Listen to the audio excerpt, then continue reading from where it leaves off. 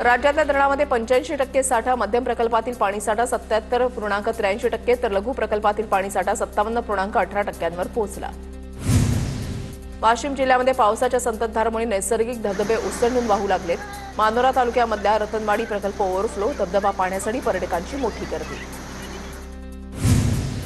बुलढाण्यामधल्या येळगाव धरण 100% भरलं, 15 गावांचा वर्षभराचा पिण्याच्या पाण्याचा प्रश्न मिटला। लातूरमधील वांझरा आणि निम्न तेरणा प्रकल्पाचे 2 दरवाजे उघडले, धरणातून चौथ्यांदा विसर्ग। जळगावातील भुसावळच्या हतनूर धरणाचे 16 दरवाजे पूर्णपणे उघडले, हतनूर धरणातून तापी नदी पात्रामध्ये 1,05,000 क्युसेकनं पाण्याचा विसर्ग, नदीकाठच्या गावांना सतर्कतेचा इशारा। लातूर जिल्ह्यामध्ये ओला दुष्काळ जाहीर करा, नुकसान झालेल्या शेतकऱ्यांना तातडीनं मदत द्या, काँग्रेस पदाधिकाऱ्यांची सरकारकडे मागणी। वसई विरार नालासोपारामध्ये सकाळपासून पावसाची हजेरी, नालासोपाऱ्यामधल्या पूर्व डॉन लेन परिसरातील सखल भागामध्ये पाणी साचलं, रस्त्यावर पाणी साचल्यानं वाहतूक खोळंबली। छत्रपती संभाजीनगरच्या कन्नड तालुक्यामधल्या चापानेर धरण पूर्ण क्षमतेनं भरलं, सिंचनासाठीचा प्रश्न मिटला असल्यानं शेतकऱ्यांना मोठा दिलासा। पंढरपूरमध्ये चंद्रभागेच्या पात्रामध्ये असलेलं विष्णुपद मंदिराचं प्लास्टर पुराच्या पाण्यामध्ये वाहून गेलं, तातडीनं डागडुजी न केल्यास मंदिराच्या अस्तित्वाला धोका निर्माण होण्याची शक्यता, संबंधित ठेकेदाराकडून काम निकृष्ट दर्जाचं झाल्याचा आरोप। वर्ध्यामध्ये सोयाबीन पिकावर विविध रोगांचा प्रादुर्भाव, पंचनामे करून नुकसान भरपाई देण्याची मागणी, दरम्यान संतप्त शेतकऱ्यांना शिवारामध्ये जनावरं चरण्यासाठी सोडली। चंद्रपूर शहरातील महत्वाचा झरपट नदीवरील जुना पूल ढासळला, भिवापूर बाऊपेठकडे जाणारा मार्ग सध्या बंद, पूल दुरुस्तीबाबत प्रशासनाकडे विनंती। नांदेडमध्ये खासदार अजित गोपछडेंकडून पूरग्रस्त भागाची पाहणी, जिल्ह्यासाठी मुख्यमंत्र्यांकडे विशेष पॅकेजची मागणी करणार, गोपछडेंचं आश्वासन। वर्ध्यामध्ये खासदार अमर काळेंकडून नुकसानग्रस्त भागाचा आढावा, आष्टी तालुक्यामधल्या अतिवृष्टीमुळे झालेल्या नुकसानीची पाहणी। नागपुरातील सोलर कंपनी ब्लास्ट प्रकरणी बच्चू कडू आक्रमक, कंपनीच्या मालकावर गुन्हे दाखल केले नाहीत तर मुख्यमंत्र्यांच्या घरासमोर आंदोलन करू, बच्चू कडूंची भूमिका। अंगणवाडी सेविकांचं 1 दिवसीय धरणं आंदोलन, मुख्यमंत्री लाडकी बहीण योजनेवर बहिष्कार जाहीर, एफआरएसची सक्ती रद्द करण्याची मागणी। अमरावतीच्या अंजनसिंगीमध्ये प्रवासी निवाऱ्यासाठी चक्काजाम आंदोलन, हजारो नागरिकांची उपस्थिती, जुना प्रवासी निवारा पाडल्यामुळे त्याच ठिकाणी नव्या प्रवासी निवारा बांधण्याची गावकऱ्यांची मागणी। पुण्याच्या पुरंदरमध्ये एकल महिलांच्या सन्मानासाठी नीरा ग्रामसभेमध्ये शपथ, महिलांच्या सन्मानासाठी संपूर्ण गाव प्रयत्न करणार। कोल्हापूरच्या गोकुळ दूध संघाला आणखीन एक दणका, गोकुळमधील घड्याळ आणि गालीच्या खरेदीच्या चौकशीसाठी लेखापरीक्षकांची नियुक्ती, चौकशी अहवाल 15 दिवसांमध्ये सादर करा, पुणे विभागीय उपनिबंधक यांचे आदेश, चौकशीसाठी दुग्ध विभागाचे विशेष लेखापरीक्षक सदाशिव गोसावी यांची नियुक्ती। पुसद तालुक्यामधल्या खर्शी गावामध्ये रेल्वे प्रकल्पासाठी जमिनीचं अधिग्रहण, रक्तचंदनाचं झाड असल्याचं सांगत शेतकऱ्याकडून 5 कोटींची मागणी, मात्र शास्त्रीय तपासणीमध्ये बीजासाल प्रजातीचं झाड असल्याचं निष्पन्न, शेतकऱ्याला मिळणार अवघे 11,000 रुपये। नाशिकच्या येवल्यामध्ये मराठीमध्ये बोलण्यास मनाई करणाऱ्या इंग्रजी शाळांवर कारवाई करा, मनसेची मागणी, पंचायत समितीच्या गटशिक्षण अधिकाऱ्यांना मनसेकडून निवेदन।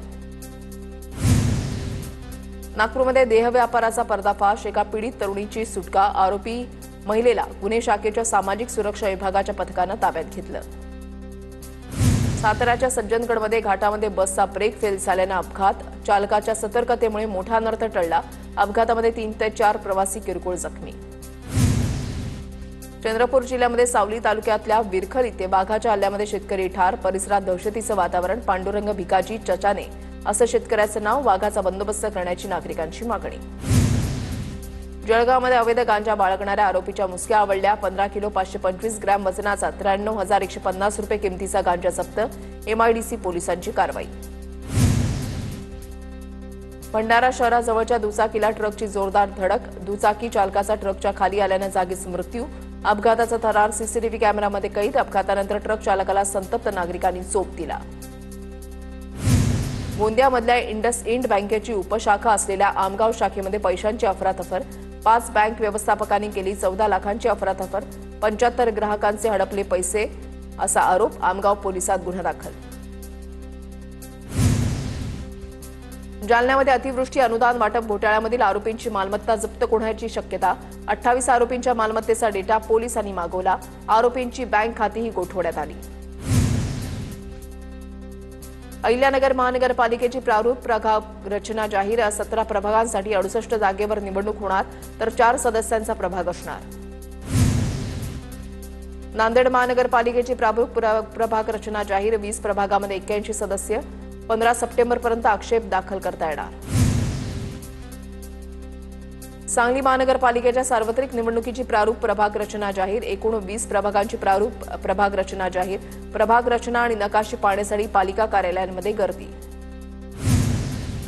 वर्ध्यामध्ये काँग्रेसच्या वतीनं स्वाक्षरी मोहीम आणि बाईक रॅलीचं आयोजन सरकारविरोधात काँग्रेस पदाधिकाऱ्यांची जोरदार घोषणाबाजी मतदान चोरी झाल्याचा आरोप। धुळे शहरामध्ये रस्त्यांवर प्रचंड प्रमाणात खड्डे विसर्जनाच्या मार्गावर मोठ्या प्रमाणात खड्ड्यांचं चित्र नागरिकांकडून खड्डे बुजवण्याची मागणी। वाशिमच्या मानोरा शहरामध्ये जलसुन्नी परिवर्तनीय एकादशी उत्सव मोठ्या उत्साहात साजरा राजस्थानी समाजाच्या वतीनं बालाजी मंदिरातून भगवान कृष्णाची शोभायात्रा काढण्यात आली।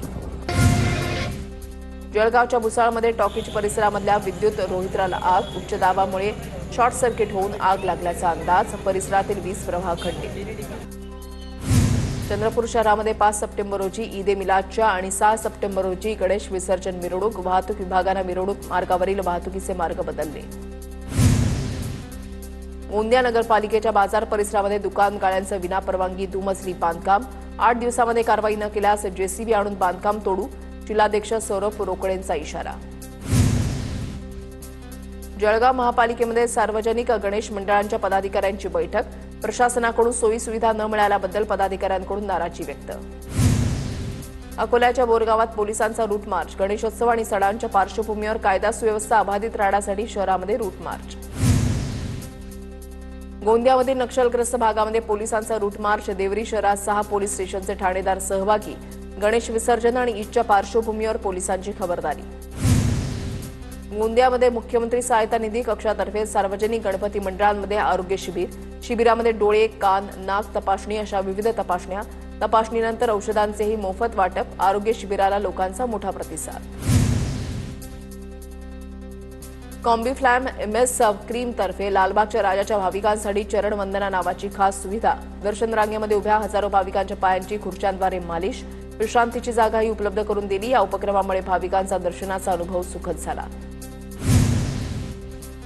प्रो कबड्डी लीगच्या 12व्या हंगामाची सुरुवात लवकरच होत आहे आणि याच पार्श्वभूमीवर स्पर्धेची ट्रॉफी मुंबईतील प्रसिद्ध लालबागच्या राजाच्या चरणी ठेवण्यात आली। यावेळेला प्रसिद्ध निर्माते मंगेश काकड यांनी बाप्पाचे आशीर्वाद घेतले। महाराष्ट्र शासनाचा सहकार भूषण आणि सहकार महर्षी पुरस्कार विजेती ज्ञानदीप कोऑपरेटिव्ह क्रेडिट सोसायटीचा 47वा वर्धापन दिन उत्साहात साजरा संस्थेच्या 110 शाखांमध्ये एकाच वेळेला गणेश पूजन आणि दीप प्रज्वलन करण्यात आलं। संस्थापक विश्वनाथ पवार यांनी 1978 मध्ये या संस्थेची स्थापना केली होती। दादर चौपाटीवर गणपती विसर्जनासाठीची तयारी सुरू महापालिकेकडून विसर्जन स्थळी जर्मन तराफे प्रथमोपचार केंद्र रुग्णवाहिकेची सोय तसंच क्रेन नियंत्रण कक्ष तात्पुरती शौचालय फ्लड लाईट सर्च लाईट अशा विविध सुविधा उपलब्ध। कोल्हापुरात मिरवणुकीमध्ये CO2 गॅस वापरावर बंदी विसर्जन मिरवणुकीमध्ये गॅसचा वापर आढळल्यास कायदेशीर कारवाई होणार जिल्हा प्रशासनाचा निर्णय।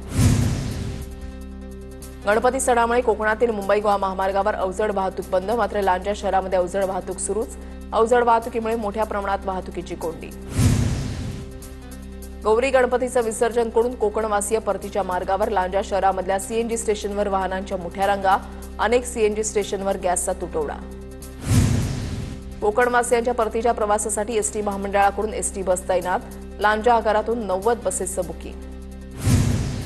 परभणीमध्ये केमिस्ट संघटनेकडून औषधी भवन इथे वृक्षारोपण कार्यक्रम औषध आयुक्त भालेराव अन्न आयुक्त चौधरी यांच्या हस्ते वृक्षारोपण पर्यावरण संवर्धनाचा दिला संदेश।